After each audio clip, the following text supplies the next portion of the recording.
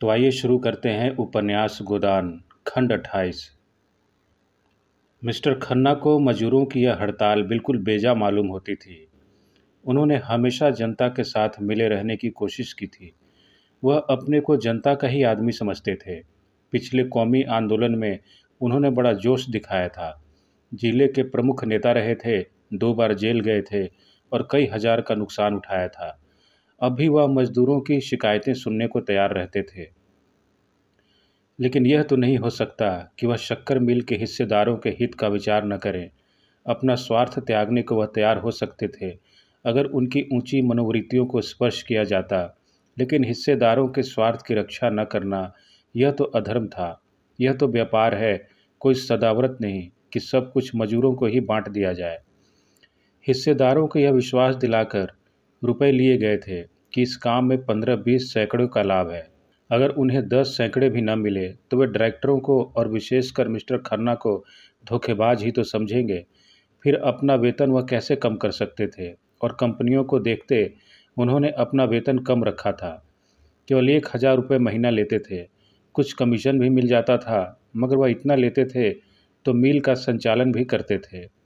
मजदूर केवल हाथ से काम करते हैं, डायरेक्टर अपनी बुद्धि से, विद्या से, प्रतिभा से, प्रभाव से काम करता है। दोनों शक्तियों का मोल बराबर तो नहीं हो सकता। मजदूरों को यह संतोष क्यों नहीं होता कि मंदी का समय है और चारों तरफ बेकारी फैली रहने के कारण आदमी सस्ते हो गए हैं। उन्हें तो एक की जगह पौन भी मिले तो संतुष्ट रहना चाहिए। और सच पूछो तो वे संतुष्ट हैं। उनका कोई कसूर नहीं, वे तो मूर्ख हैं। बछिया के ताऊ, शरारत तो ओमकार नाथ और मिर्जा खुर्शीद की ही है। यही लोग उन बेचारों को कठपुतली की तरह नचा रहे हैं, केवल थोड़े से पैसे और यश के लोभ में पड़कर। यह नहीं सोचते कि उनकी दिल्लगी से कितने घर तबाह हो जाएंगे। ओमकार नाथ का पत्र नहीं चलता तो बेचारे खन्ना क्या करें? और आज उनके पत्र के 1 लाख ग्राहक हो जाएं और उससे उन्हें 5 लाख का लाभ होने लगे तो क्या वह केवल अपने गुजारे भर को लेकर शेष कार्यकर्ताओं में बांट देंगे? कहाँ की बात। और वह त्यागी मिर्जा खुर्शीद भी तो एक दिन लखपति थे। हजारों मजूर उनके नौकर थे, तो क्या वह अपने गुजारे भर को लेकर सब कुछ मजूरों को बांट देते थे? वह उसी गुजारे की रकम में यूरोपियन छोकरियों के साथ विहार करते थे, बड़े बड़े अफसरों के साथ दावतें उड़ाते थे, हजारों रुपए महीनों की शराब पी जाते थे और हर साल फ्रांस और स्विट्जरलैंड की सैर करते थे। आज मजूरों की दशा पर उनका कलेजा फटता है। इन दोनों नेताओं की तो खन्ना को परवाह न थी। उनकी नीयत की सफाई में पूरा संदेह था। न राय साहब की ही उन्हें परवाह थी, जो हमेशा खन्ना की हाँ में हाँ मिलाया करते थे और उनके हर एक काम का समर्थन किया करते थे। अपने परिचितों में केवल एक ही ऐसा व्यक्ति था जिसके निष्पक्ष विचार पर खन्ना जी को पूरा भरोसा था, और वह डॉक्टर मेहता थे। जब से उन्होंने मालती से घनिष्ठता बढ़ानी शुरू की थी, खन्ना की नज़रों में उनकी इज्जत बहुत कम हो गई थी। मालती बरसों खन्ना की हृदयश्री रह चुकी थी, पर उसे उन्होंने सदैव खिलौना समझा था। इसमें संदेह नहीं कि वह खिलौना उन्हें बहुत प्रिय था। उसके खो जाने या टूट जाने या छिन जाने पर वह बहुत रोते, लेकिन थी वह खिलौना ही। उन्हें कभी मालती पर विश्वास न हुआ। वह कभी उनके ऊपरी विलास आवरण को छेद कर उनके अंतःकरण तक न पहुंच सकी थी। वह अगर खुद खन्ना से विवाह का प्रस्ताव करती तो वह स्वीकार न करते, कोई बहाना करके टाल देते। अन्य कितने ही प्राणियों की भांति खन्ना का जीवन भी दोहरा या दो रुखी था। एक और वह त्याग और जन सेवा और उपकार के भक्त थे, तो दूसरी ओर स्वार्थ और विलास और प्रभुता के। कौन उनका असली रुख था, यह कहना कठिन था। कदाचित उनकी आत्मा का उत्तम आधा सेवा और सहृदयता से बना हुआ था, मध्यम आधा स्वार्थ और विलास से। पर उत्तम और मध्यम में बराबर संघर्ष होता रहता था, और मध्यम ही अपनी उदंडता और हठ के कारण सौम्य और शांत उत्तम पर गाली बाता था। उनका मध्यम मालती की ओर झुकता था, उत्तम मेहता की ओर, लेकिन वह उत्तम अब मध्यम के साथ एक हो गया था। उनकी समझ में न आता था कि मेहता जैसा आदर्शवादी व्यक्ति मालती जैसी चंचल विलासनी रमणी पर कैसे आसक्त हो गए। वह बहुत प्रयास करने पर भी मेहता को वासनाओं का शिकार न स्थिर कर सकते थे, और कभी कभी उन्हें यह संदेह भी होने लगता था कि मालती का कोई दूसरा रूप भी है जिसे वह न देख सके या जिसे देखने में उनकी क्षमता नहीं थी। पक्ष और विपक्ष के सभी पहलुओं पर विचार करके उन्होंने यह नतीजा निकाला कि इस परिस्थिति में मेहता से ही उन्हें प्रकाश मिल सकता है। डॉक्टर मेहता को काम करने का नशा था। आधी रात को सोते थे और घड़ी रात रहे उठ जाते थे। कैसा भी काम हो, उसके लिए वह कहीं न कहीं से समय निकाल लेते थे। हॉकी खेलना हो या यूनिवर्सिटी डिबेट, ग्राम में संगठन हो या किसी शादी का नैवेद्य, सभी कामों के लिए उनके पास लगन थी और समय था। वह पत्रों में लेख भी लिखते थे और कई साल से एक बृहद दर्शन ग्रंथ लिख रहे थे, जो अब समाप्त होने वाला था। इस वक्त भी वह एक वैज्ञानिक खेल ही खेल रहे थे। अपने बगीचे में बैठे हुए पौधों पर विद्युत संचार क्रिया की परीक्षा कर रहे थे। उन्होंने हॉल में एक विद्वान परिषद में यह सिद्ध किया था कि फसलें बिजली की जोर से बहुत थोड़े समय में पैदा की जा सकती हैं, उनकी पैदावार बढ़ाई जा सकती है और बेफसल की चीज़ें भी उपजाई जा सकती हैं। आजकल सवेरे के 2-3 घंटे वह इन्हीं परीक्षाओं में लगाया करते थे। मिस्टर खन्ना की कथा सुनकर उन्होंने कठोर मुद्रा से उनकी ओर देखकर कहा, क्या यह जरूरी था कि ड्यूटी लग जाने से मजदूरों का वेतन घटा दिया जाए? आपको सरकार से शिकायत करनी चाहिए थी। अगर सरकार ने नहीं सुना तो उसका दंड मजदूरों को क्यों दिया जाए? क्या आपका विचार है कि मजदूरों को इतनी मजदूरी दी जाती है कि उसमें चौथाई कम कर देने से मजदूरों को कष्ट नहीं होगा? आपके मजदूर बिलों में रहते हैं, गंदे बदबूदार बिलों में, जहां आप 1 मिनट भी रह जाएं तो आपको कै हो जाए। कपड़े जो पहनते हैं उनसे आप अपने जूते भी न पूछेंगे। खाना जो वह खाते हैं वह आपका कुत्ता भी न खाएगा। मैंने उनके जीवन में भाग लिया है। आप उनकी रोटियां छीनकर अपने हिस्सेदारों का पेट भरना चाहते हैं। खन्ना ने अधीर होकर कहा, लेकिन हमारे सभी हिस्सेदार तो धनी नहीं हैं। कितनों ने ही अपना सर्वस्व इसी मील को भेंट कर दिया है और इसके नफ़े के सिवा उनके जीवन का कोई आधार नहीं है।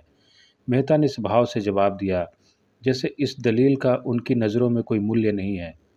जो आदमी किसी व्यापार में हिस्सा लेता है वह इतना दरिद्र नहीं होता कि इसके नफ़े को ही जीवन का आधार समझे।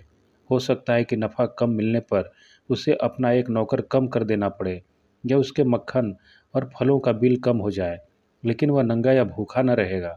जो अपनी जान खपाते हैं उनका हक उन लोगों से ज़्यादा है जो केवल रुपया लगाते हैं। यही बात पंडित ओमकार नाथ ने कही थी। मिर्ज़ा खुर्शीद ने भी यही सलाह दी थी। यहाँ तक कि गोविंदी ने भी मजदूरों का ही पक्ष लिया था। पर खन्ना जी ने तो उन लोगों की परवाह ही न की थी। लेकिन मेहता के मुंह से वही बात सुनकर वह प्रभावित हो गए। ओमकार नाथ को वह स्वार्थी समझते थे, मिर्ज़ा खुर्शीद को गैर जिम्मेदार और गोविंदी को अयोग्य। मेहता की बात में चरित्र अध्ययन और सद्भाव की शक्ति थी। सहसा मेहता ने पूछा, आपने अपनी देवी जी से इस विषय में राय ली है? खन्ना ने सकुचाते हुए कहा, हाँ पूछा था। उनकी क्या राय थी? वही जो आपकी है। मुझे यही आशा थी। और आप उस विदुषी को अयोग्य समझते हैं? उसी वक्त मालती आ पहुंची और खन्ना को देखकर बोली, अच्छा आप विराज रहे हैं। मैंने मेहता की आज दावत की है, सभी चीज़ें अपने हाथ से पकाई हैं। आपको भी न्योता देती हूँ। गोविंदी देवी से आपका यह अपराध क्षमा करा दूंगी।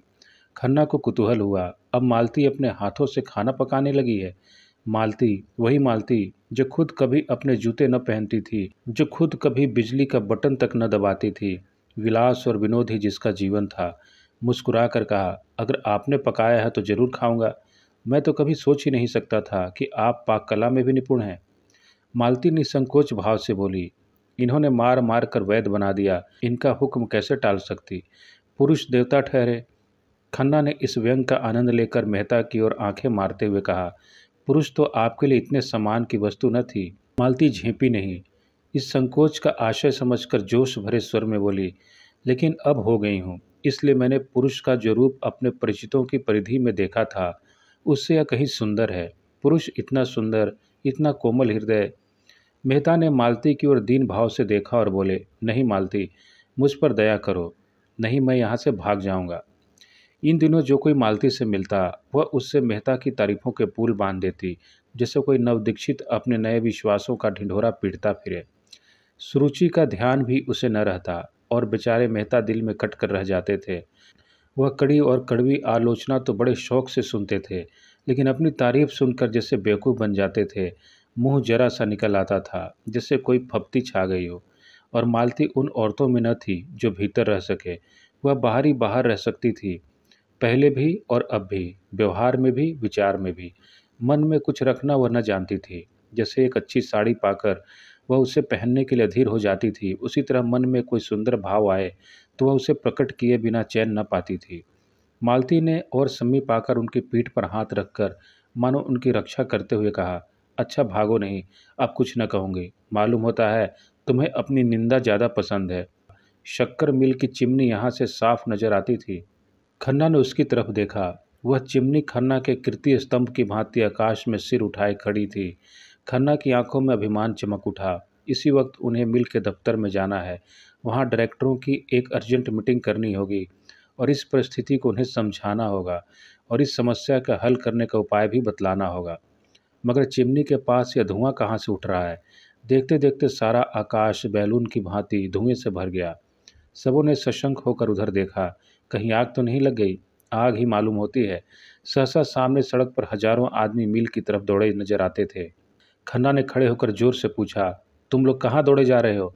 एक आदमी ने रुककर कहा, अजी शक्कर मिल में आग लग गई, आप देख नहीं रहे हैं? खन्ना ने मेहता की ओर और मेहता ने खन्ना की ओर। मालती दौड़ी हुई बंगले में गई और अपने जूते पहन आई।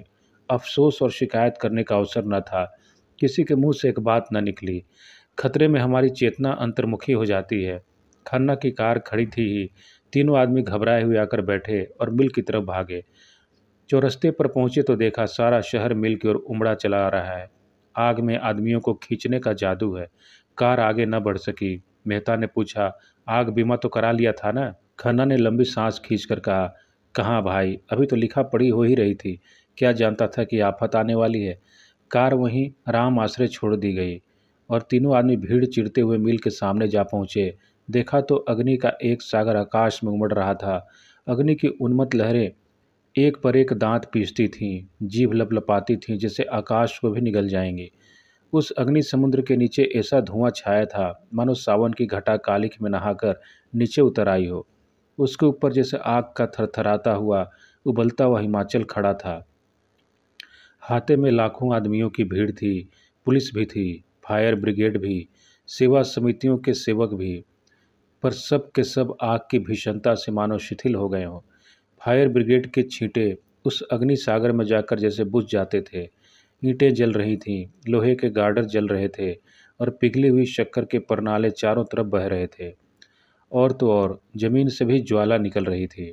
दूर से मेहता और खन्ना को यह आश्चर्य हो रहा था, कितने आदमी खड़े तमाशा क्यों देख रहे हैं, आग बुझाने में मदद क्यों नहीं करते। मगर अब इन्हें भी ज्ञात हुआ कि तमाशा देखने के सिवा और कुछ करना अपने वश से बाहर है। मीलों की दीवारों से 50 गज के अंदर जाना जान जोखिम था। ईंट और पत्थर के टुकड़े चटाक चटाक टूट कर उछल रहे थे। कभी कभी हवा का रुख इधर हो जाता था तो भगदड़ पड़ जाती थी। ये तीनों आदमी भीड़ के पीछे खड़े थे। कुछ न समझ में आता था क्या करे। आखिर आग लगी कैसे और इतनी जल्द कैसे फैल गई? क्या पहले किसी ने देखा ही नहीं या किसी ने बुझाने का भी प्रयास न किया? इस तरह के प्रश्न सभी के मन में उठ रहे थे। मगर वहाँ पूछें किससे? मिल के कर्मचारी होंगे तो जरूर, लेकिन उस भीड़ में उनका पता मिलना कठिन है। सहसा हवा का इतना तेज झोंका आया कि आग की लपटें नीची होकर इधर लपकीं, जैसे समुद्र में ज्वार आ गया हो। लोग सिर पर पांव रखकर भागे, एक दूसरे पर गिरते रेलते, जैसे कोई शेर झपट आता हो। अग्नि ज्वालाएं जैसे सजीव हो गई थीं, सचेष्ट भी, जैसे कोई शेषनाग अपने सहस्त्र मुख से आग फुंकार रहा हो। कितने ही आदमी तो इस रेले में कुचल गए। खन्ना मुंह के बल गिर पड़े। मालती को मेहता जी दोनों हाथों से पकड़े हुए थे, नहीं जरूर कुचल गई होती। तीनों आदमी हाथे की दीवार के पास एक इमली के पेड़ के नीचे आकर रुके। खन्ना एक प्रकार की चेतना शून्य तन्मयता से मिल की चिमनी की ओर टकटकी लगाए खड़े थे। मेहता ने पूछा, आपको ज़्यादा चोट तो नहीं आई? खन्ना ने कोई जवाब न दिया, उसी तरफ ताकते रहे। उनकी आंखों में वह शून्यता थी जो विक्षिप्तता का लक्षण है। मेहता ने उनका हाथ पकड़कर फिर पूछा, हम लोग यहाँ व्यर्थ खड़े हैं, मुझे भय होता है आपको चोट ज़्यादा आ गई, आइए लौट चलें। खन्ना ने उनकी तरफ देखा और जैसे सनक कर बोले, जिनकी यह हरकत है उन्हें मैं खूब जानता हूँ। अगर उन्हें इसी से संतोष मिलता है तो भगवान उनका भला करें। मुझे कुछ परवाह नहीं, कुछ परवाह नहीं। मैं आज चाहूँ तो ऐसी नई मिल खड़ी कर सकता हूँ। जी हाँ, बिल्कुल नई मिल खड़ी कर सकता हूँ। ये लोग मुझे क्या समझते हैं? मिल ने मुझे नहीं बनाया, मैंने मिल को बनाया और मैं फिर बना सकता हूँ। मगर जिनकी यह हरकत है उन्हें मैं खाक में मिला दूंगा। मुझे सब मालूम है, रत्ती रत्ती मालूम है। मेहता ने उनका चेहरा और उनकी चेष्टा देखी और घबरा कर बोले, चलिए आपको घर पहुंचा दूं। आपकी तबीयत अच्छी नहीं है। खन्ना ने कहा मारकर कहा, मेरी तबीयत अच्छी नहीं है इसलिए कि मिल जल गई? ऐसी मिलें मैं चुटकियों में खोल सकता हूँ। मेरा नाम खन्ना है, चंद्र प्रकाश खन्ना। मैंने अपना सब कुछ इस मिल में लगा दिया। पहली मिल में हमने 20% नफ़ा दिया। मैंने प्रोत्साहित होकर यह मिल खोली। इसमें आधे रुपए मेरे हैं। मैंने बैंक के 2 लाख इस मिल में लगा दिए। मैं 1 घंटा नहीं, आध घंटा पहले 10 लाख का आदमी था। जी हाँ, 10 लाख। मगर इस वक्त फाके मस्त हूँ, नहीं दिवालिया हूँ। मुझे बैंक को 2 लाख देना है। जिस मकान में रहता हूँ वह अब मेरा नहीं है। जिस बर्तन में खाता हूँ वह भी मेरा नहीं है। बैंक से मैं निकाल दिया जाऊंगा। जिस खन्ना को देखकर लोग जलते थे वह खन्ना अब धूल में मिल गया है। समाज में अब मेरा कोई स्थान नहीं है। मेरे मित्र मुझे अब विश्वास का पात्र नहीं, दया का पात्र समझेंगे। मेरे शत्रु मुझसे जलेंगे नहीं, मुझ पर हंसेंगे। आप नहीं जानते मिस्टर मेहता, मैंने अपने सिद्धांतों की कितनी हत्या की है, कितनी रिश्वतें दी हैं, कितनी रिश्वतें ली हैं। किसानों के उख तोलने के लिए कैसे आदमी रखे, कैसे नकली बाँट रखे। क्या कीजिएगा यह सब सुनकर। लेकिन खन्ना अपनी यह दुर्दशा कराने के लिए क्यों जिंदा रहे? जो कुछ होना है, दुनिया जितना चाहे हंसे, मित्र लोग जितना चाहे अफसोस करें, लोग जितनी चाहें गालियां दें, खन्ना अपनी आंखों से देखने और अपने कानों से सुनने के लिए जीता न रहेगा। वह बेहया नहीं, बेगैरत नहीं है। यह कहते कहते खन्ना दोनों हाथों से सिर पीटकर जोर जोर से रोने लगे। मेहता ने उन्हें छाती से लगाकर दुखित स्वर में कहा, खन्ना जी, जरा धीरज से काम लीजिए। आप समझदार होकर दिल को इतना छोटा करते हैं। दौलत से आदमी को जो सम्मान मिलता है वह उसका सम्मान नहीं, उसकी दौलत का सम्मान है। आप निर्धन रहकर भी स्त्रियों के विश्वास पात्र रह सकते हैं और शत्रुओं के भी, बल्कि तब कोई आपका शत्रु रहेगा ही नहीं। आइए घर चलें, जरा आराम कर लेने से आपका चित्त शांत हो जाएगा। खन्ना ने कोई जवाब न दिया। तीनों आदमी चौरस्ते पर आए। कार खड़ी थी। 10 मिनट में खन्ना की कोठी पर पहुंच गए। खन्ना ने उतरकर शांत स्वर में कहा, आप कार ले जाएं, अब मुझे इसकी जरूरत नहीं है। मालती और मेहता भी उतर पड़े। मालती ने कहा, तुम चल कर आराम से लेटो, हम बैठे गपशप करेंगे। घर जाने की तो ऐसी कोई जल्दी नहीं है। खन्ना ने कृतज्ञता से उसकी ओर देखा और करुण कंठ से बोले, मुझसे जो अपराध हुए हैं उसे क्षमा कर देना मालती। तुम और मेहता, बस तुम्हारे सिवा संसार में मेरा कोई नहीं है। मुझे आशा है तुम मुझे अपनी नज़रों से न गिराओगी। शायद 10-5 दिन में यह कोठी भी छोड़नी पड़े। किस्मत ने कैसा धोखा दिया। मेहता ने कहा, मैं आपसे सच कहता हूँ खन्ना जी, आज मेरी नज़रों में आपकी जो इज्जत है वह कभी न थी। तीनों आदमी कमरे में दाखिल हुए। द्वार खोलने की आहट पाते ही गोविंदी भीतर से आकर बोली, क्या आप लोग वहीं से आ रहे हैं? महाराज तो बड़ी बुरी खबर लाया। खन्ना के मन में ऐसा प्रबल न रुकने वाला तूफानी आवेश उठा कि गोविंदी के चरणों पर गिर पड़े और उसे आंसुओं से धो दे। भारी गले से बोले, हाँ प्रिय, हम तबाह हो गए। उनकी निर्जीव निराश आहत आत्मा सांत्वना के लिए विकल हो रही थी, सच्ची स्नेह में डूबी हुई सांत्वना के लिए। उस रोगी की भांति जो जीवन सूत्र छीण हो जाने पर भी वैद की मुख की ओर आशा भरी आंखों से ताक रहा हो। वही गोविंदी जिस पर उन्होंने हमेशा जुल्म किया, जिसका हमेशा अपमान किया, जिससे हमेशा बेवफाई की, जिसे सदैव जीवन का भार समझा, जिसकी मृत्यु की सदैव कामना करते रहे, वही इस समय जैसे अंचल में आशीर्वाद और मंगल और अभय लिए उन पर वार रही थी। जैसे उन चरणों में ही उनके जीवन का स्वर्ग हो, जैसे वह उनके अभागे मस्तक पर हाथ रखकर ही उनकी प्राणहीन धमनियों में फिर रक्त का संचार कर देगी।